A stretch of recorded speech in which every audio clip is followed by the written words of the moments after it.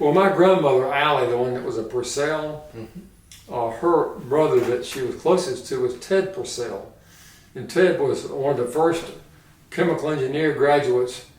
They didn't have chemical engineering graduates at that time. He was one of the first ones and went to work for Shell Oil Company in Houston, Texas, and was in the legislature in Texas. And he's the historian. He's the one that did the book I've got. If you'd be interested in seeing this book, which he sent us all a copy of it, but way back before he died. He lived to be in his 90s. So she met my grandfather out in Tulsa and came here, but she was quite a leader in Waynesville, because the youngest of her children, Charles, the musician, died when he was only 1 year old. And her husband, Doral Alley, died of double pneumonia. And he was walking back and forth from Waynesville to they lived down on North Main Street. He died of double pneumonia. They didn't have penicillin at that time. If you had double pneumonia, you were gone probably, you know. So he died young and left Charles as a little baby, and the three older ones were still in grammar school. And so she is the icon of our family, really. She became really a leader in Waynesville, worked for the North Carolina National Parkway and Parks Development Commission. What years would that have been, roughly? 50s. 1950s, okay. You know, she worked there, and then later my mother worked there. That was in the Masonic Temple. Oh, yeah. And I think they had something to do with the installation of the arch, maybe not directly, but supported it anyway, of the arch, gateway to the Smokies Arch. Sure. So they worked for the North Carolina National Parkway and Parks Development Commission, but my grandmother, Allie, Edith Purcell Allie, worked in the clerk's office. She worked various places, clerk's office. She ran the Chamber of Commerce in Maggie Valley for a while, lived in Maggie Valley. And she was quite a leader for the business and professional women's club. So she was really a leader in Waynesville. So I liked it better when we were in an industrial area, but the tourism was always here. But to be totally dependent on tourism, to me, is dangerous, because the tourists can change their mind anytime, and you gotta cow down to them. You know, they gotta have an affordable place to live, and but it's good for hotels and economics. It's good for restaurants. But I look back at the late 1800s, that early period of tourism, before air conditioning, when people used to come here. They didn't just come here, but when they came here, they created jobs. There was people meeting them at the train station and taking them around. So it was a combination of their time here, but also creating opportunity for the residents here. And one of the stories that I remember, things come back to me from our conversation, but down at the Buncombe County line was a hotel owned by John Smathers. Okay. And his nickname was Turnpike John. Okay. Because they said that was the end of the turnpike.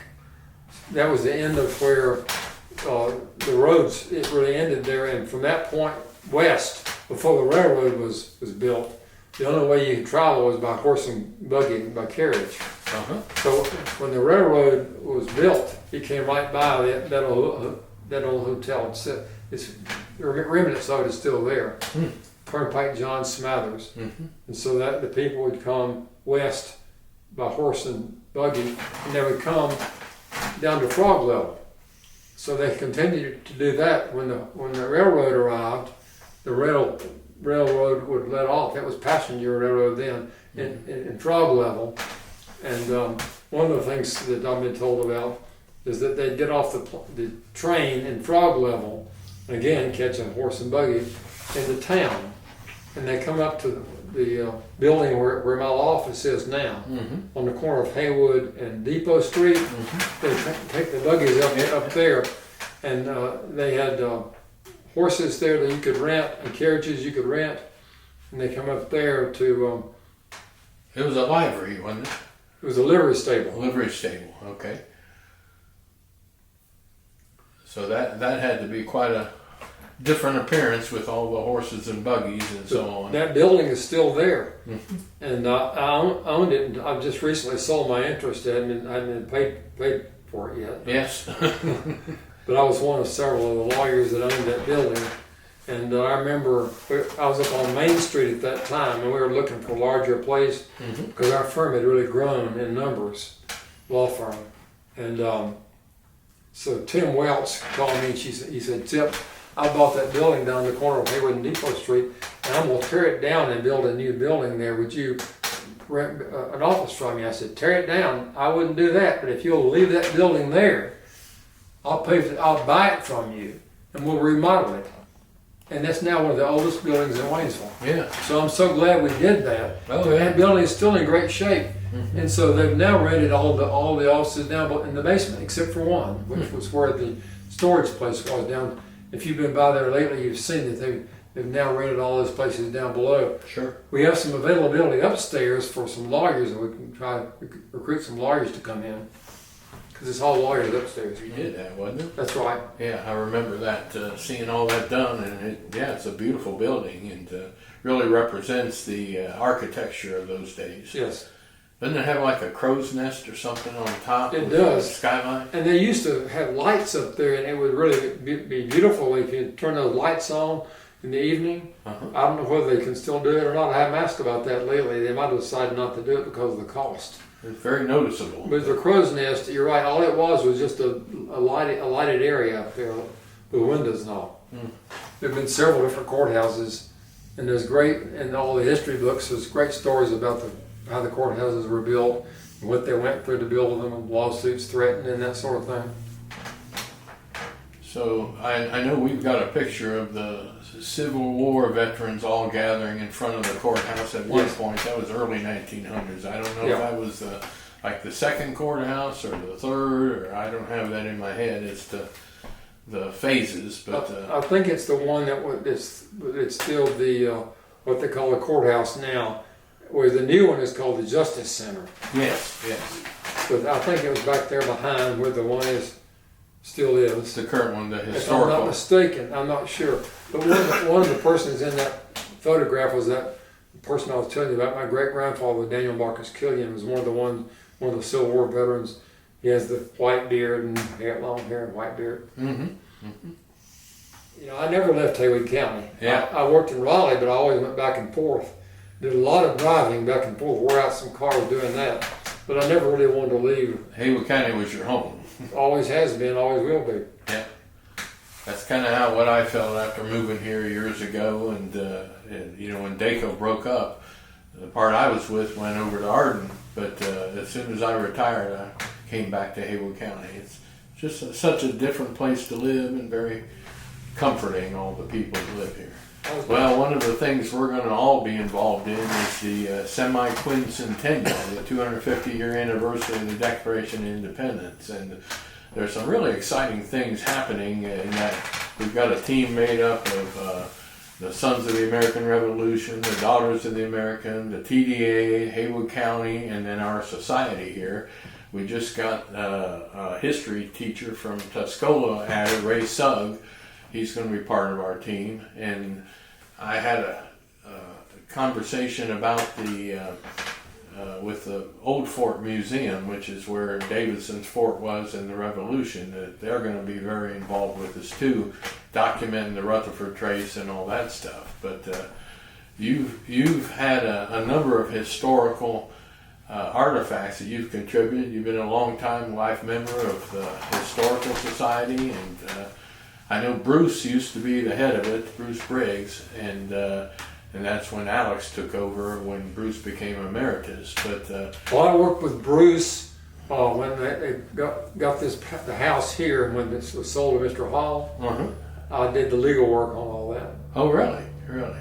So the documentation that we have, the arrangement with Preservation North Carolina and so on, you did the work for that? I think so. That's what I recall. I know I was involved with it, with Bruce, and I remember talking to Dr. I never met Dr. Hall personally. I remember talking to him on the phone.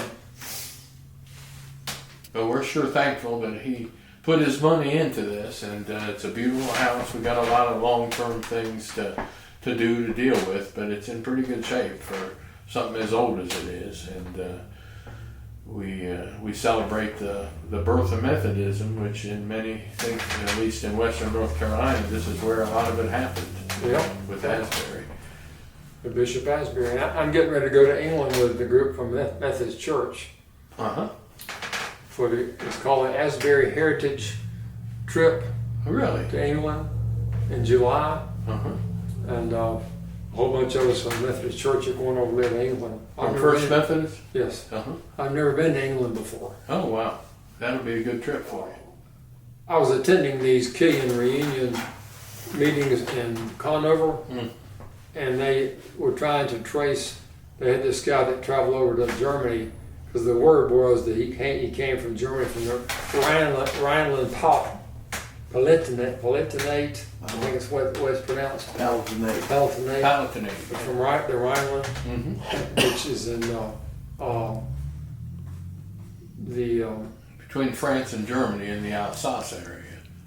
Yes. Where the Palatinate was. Palatinate. That's where they came from. Okay. So they were interested in trying to trace all that, so they did some DNA testing.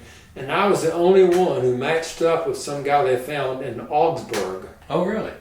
So they found this guy in Augsburg, Germany. Yeah. And he and my DNA matched. Huh. I don't know what our relationship was, but I know our DNA matched. So the story there was, so I said, well, where'd they get the name Killian? That's not a German name. Yeah. Well, the way they got it was, back in the day, back in the Protestant Reformation,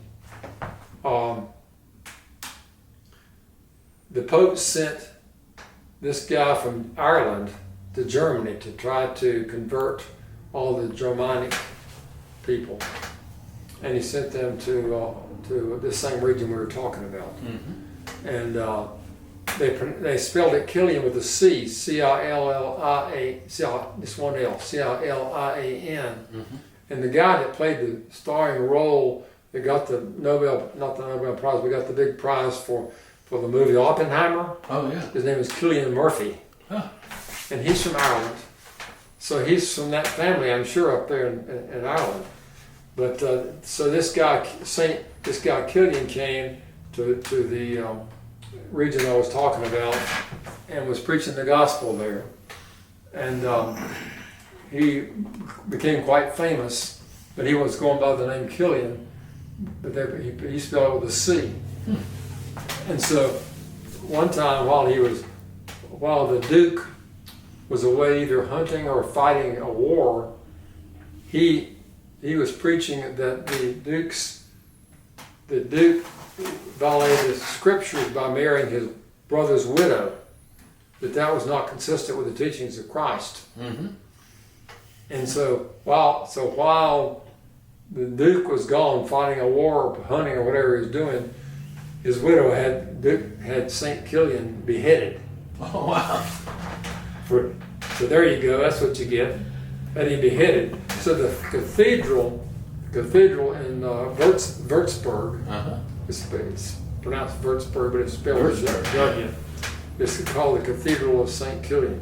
Huh.